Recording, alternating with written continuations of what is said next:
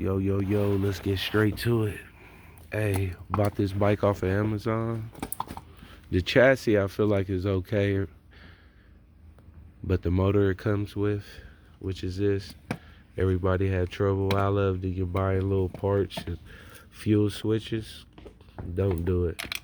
You're better off just buying another motor for $39, $49.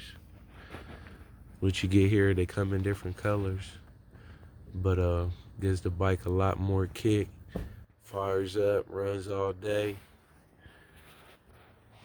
It's real exciting now for the kids. So this replacement motor right here, compared to what it comes with, you can tell this is brand new. Same day it went out.